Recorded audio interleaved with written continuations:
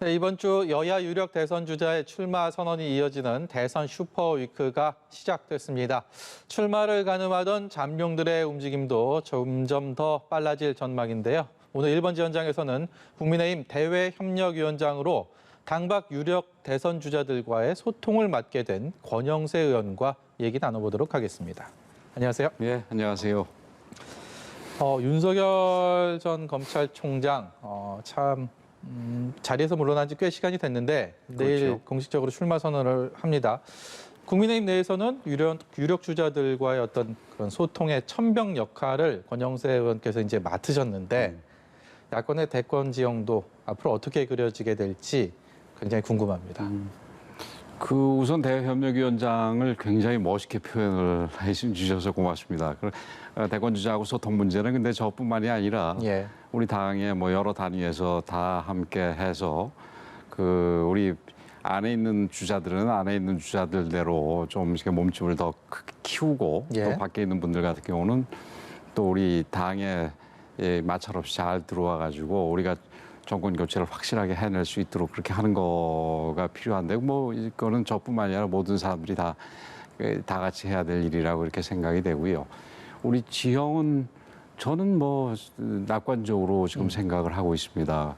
제가 이렇게 과거 예들을 이렇게 볼 때 지금 우리나라가 지금 제3지대에서 무슨 뭐 대권을 도전하거나 이럴 수 있는 환경은 아닙니다. 어떤 예. 분이 뭐 프랑스 마크롱의 예를 들면서 제3지대 얘기를 했습니다마는 우리 지금 현재 정치 상황이 그렇지도 않고 특히 지난 서울시장 재보궐 선거 때 보면은 우리 전국의 축약판이라고 할 수 있는 서울에서 예. 우리 국민들께서 우리 당을 이 플랫폼으로 인정을 해주신 거 아니겠습니까? 그런 점에서 이분들이 합리적인 판단을 한다면은 우리 당에 들어와서 아마 좀 좋은 보기 좋은 좀 아름다운 경선을 할 수 있게 되지 않을까 이렇게 조심스럽게 낙관을 하고 있습니다. 네. 최근까지 정치권을 뜨겁게 달궜던 그야말로 뭐 집어삼키기까지 했던 표현에 따르면 이른바 윤석열 전 총장 관련 엑스파일 이것은 아무것도 지금 해결되지 않은 상황에서 숱한 논란들만 남긴 상황입니다. 이 윤석열 엑스파일로 인해서 윤 전 총장 좀 내상을 좀 입었다고 보시는지 그리고 이번 뭐 출마 선언과 이 일련의 앞으로의 행보에 있어서 어떤 영향을 미치게 될 거라고 보십니까? 저는 엑스파일과 또 먼저 어떤 분들 같은 경우 대변이나 사퇴 문제까지 엮어가지고 악재라고 얘기를 하고 있습니다만 뭐 그렇게까지 저는 생각하지 않고 언론에서 조금 과하게 언급이 되고 있는 게 아닌가 이렇게 생각이 되고요. 우선 엑스파일이라는 게 지금 엑스파일의 내용이 뭐 제대로 된 게 하나도 없고 예. 뭐 얼핏 엑스파일에 관련돼서 얘기가 나옵니다만은 그거보다는 엑스파일의 존재와 관련해 가지고 예. 얘기가 더 나오는 거 아니겠습니까? 네. 그런 걸 보더라도 그 내용 없이 어떤 존재만 가지고 이 시비가 붙는 거는 그거는 뭐 큰 의미가 없다고 생각을 하고요. 이런 일은 이 대선 주자 정도라면은 얼마든지 있을 만한 통과 의례가 아닌가 저는 이렇게 생각을 합니다. 특히 윤석열 전 총장 같이 정치를 전혀 안 하다가 이제 비로소 정치를 하게 된 예. 분들 같은 경우는 어떤 뭐 소위 엑스파일에 해당되는 것들이 얼마든지 뭐 얘기가 나올 수가 있습니다. 근데 그럼에도 불구하고 이 정도라는 거는 그저 통과 의례를 가볍게 지나가고 있는 것이다 이렇게 생각을 합니다. 그래서 저는 뭐 내일 아마 정치 선언이 됐던 뭐 대선 출마 선언이 됐던 선언을 하게 될 때 이 부분이 일부 언급이 되겠지만 그렇게 뭐 심각하게 언급이 될 것 같지는 않다 이렇게 생각을 하고 있습니다. 예.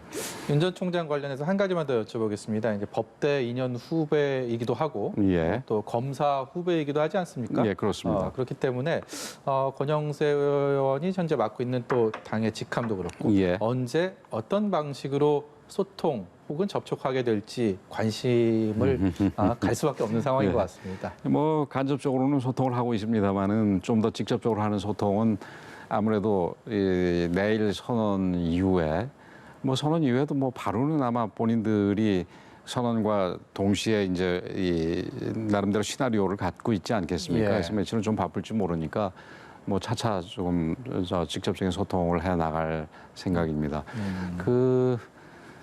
뭐 굉장히 서두를러야 되는 거 아니야 이런 얘기들 하고 있습니다만은 그러니까 결국은 그러니까 윤석열 전 총장이 하루빨리 우리 당으로 들어와서 우리 당에서 대선 주자로서 활동을 하기를 이제 기대하는 분들의 얘기인데 그 제가 조금 아까 말씀드렸듯이 그러니까 우리 상황에서는 이제 윤석열 총장이 합리적으로 판단을 한다면은 뭐 들어올 거라고 생각을 하고 그래서 그 들어오는 시기가 윤석열 총장 전 총장 입장에서도 가장 이 효과를 극대화할 수 있는 시기에 그리고 우리 입장에서도 또 우리 효과가 극대화되는 시기가 이렇게 겹쳤을 때 그 시기에 별로 마찰 없이 들어오게 하는 게 중요한데 그거는 뭐 이게 촌각을 다투는 문제는 아니라고 생각을 합니다. 예. 뭐 잘 소통을 할 생각입니다.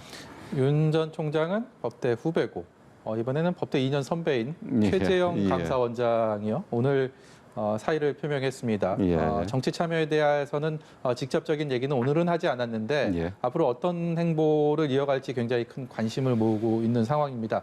예. 대권 주자로서의 경쟁력이나 뭐 이런 것들은 어느 정도가 있다고 보시는지 권영세 의원 뭐 사선 중진으로서 대선 뭐 산전수전 다 겪으시지 않았습니까? 어떻게 보십니까? 뭐 이렇게 제가 경험을 많이 한 건 아니고요. 제가 조금 경험을 해본 바에 의하면은 지금 현재 어쨌든 이 대권 주자로서의 전망이랄까 이런 거는 뭐 여론조사가 나타내 주는 거 아니겠습니까? 근데 지금 아무 선언도 안 한 상황에서 지금 우리 당내 다른 주자들하고 비교할 때 결코 적지 않은 지지율을 받고 있다라는 점에서 볼 때 그 전망은 나쁘지 않다. 오히려 나쁘지 않은 정도를 넘어서 괜찮다 이렇게 생각을 하고요. 앞으로 행동은 지금 오늘 사표만 제출했지 아직 수리도 안 한 상황 아니겠습니까? 네. 뭐 수리는 보도를 보니까 청와대 입장에서는 뭐 정상적인 이해에 따라서 처리하겠다고 그러는 걸 보니까 한 며칠 내에 오래 끌지 않고 수리할 생각인 것 같은데 어찌됐든 수리가 안 된 상태에서는 현재까지는 감사원장이고 아시다시피 감사원장이라는 자리는 특별히 정치적인 중립이 요구되는 자리인 만큼 감사원장의 직을 가지고 있는 상황에서는 우리 최재형 감사원장과 같은 분으로서는 더군다나 정치적인 발언을 전혀 하지 않을 겁니다. 뭐 정치를 할 거다 말 거다까지 포함을 해가지고 안 할 거라고 보고 이제 뭐 사표가 수리된 이후에는 본인이 이제 좀 뭐 생각을 정리할 시간이 필요하지 않겠습니까? 전 뭐 그렇게 보는데 그거 좀 지난 다음에 또 우리 최재형 감사원장에 대해서도 저희들로서는 민주당 쪽에서 정치를 하게 될 경우에 민주당 쪽에서 정치를 할 거라고 생각하지는 않기 때문에 또 좋은 우리 당의 자원이 될 수 있기 때문에 좀 소통을 해볼 생각입니다. 현 정부 고위인사 출신 중에 또 다른 주목을 받고 있는 김동연 전 부총리 같은 경우에 네.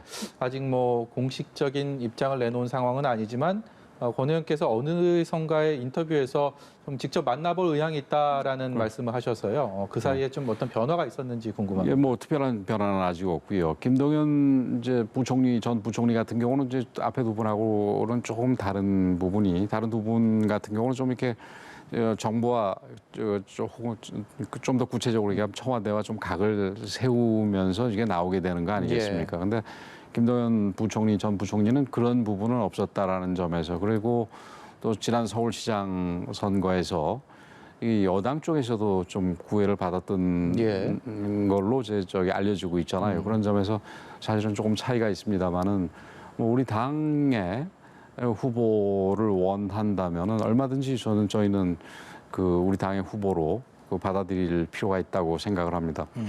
제가 즐겨 쓰는 얘기입니다만은 화살촉들이 많이 있을수록 좋다. 저는 이렇게 봅니다. 예. 이렇게 뭐 장외 주자들이 많은 것을 뭐 지금 표현하신 것처럼 화살촉이 많으면 좋다라고 말씀하셨는데 반대로 국민의힘 내부의 대권 주자들 저마다 뭐 대권 행보를 이어가고 있는데 그 주목은 이른바 플랜 B에 비해서는 장외 주자들에 비해서는 좀 덜 받고 있는 것이 현실입니다. 이런 것들이 이렇게 국민의힘 입장에서는 마냥 반가운 일은 아니다라는 생각이 드는데요. 맞습니다.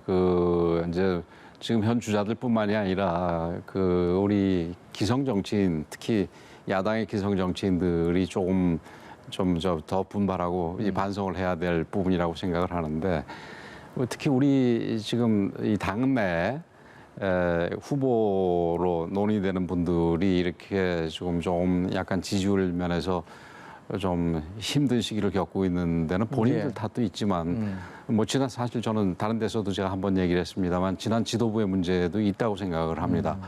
이 여당에 비해서 야당 주자들 같은 경우는 언론에 노출되거나 이럴 기회가 훨씬 적은데 그 적극적으로 노출도를 높여주는 노력을 그러니까 해주기커녕은 오히려 뭐 이 한물 간 사람처럼 취급을 한 적도 있었단 말입니다. 그래서 뭐 당내에서 저러는데 일반 국민들 입장에서는 그 뭐 진짜 뭐가 문제가 있나 이렇게 생각할 수도 있는 거 아니겠습니까? 근데 사실은 그분들도 어디에 견줘도 손색이 없는 후보들입니다.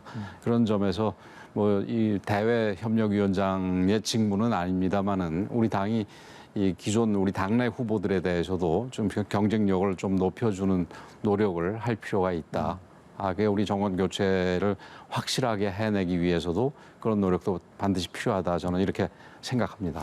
그 말씀인즉슨 지금까지는 국민의힘 내부에서 대권 주자들이 커가는 것에 그런 것을 뒷받침할 수 있는 환경이나 분위기는 아니었는데 지금은 그 분위기나 환경이 좀 바뀌었다 이렇게 이해해도 되겠습니까? 그런 바뀌는 환경을 만들어줘야 된다. 환경을 바꿔줘야 된다.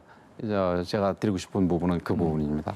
이 장내, 장외 어쨌든 간에 이제 대선의 경선 레이스는 더욱 치열하게 전개가 될 텐데 보수 야권의 대권 주자, 최종 주자로 선정되기 위해서 가장 최우선 고려돼야 되는 가장 반드시 갖춰야 하는 덕목은 무엇이라고 생각하십니까? 뭐 정권 교체를 반드시 하기 위해서는 우선 당선 가능성이 제일 당선 높아야 가능성. 되겠지요. 그런데 그 당선 가능성이 뭐 기술적이나 이런 측면만 가지고 되는 건 아니고요.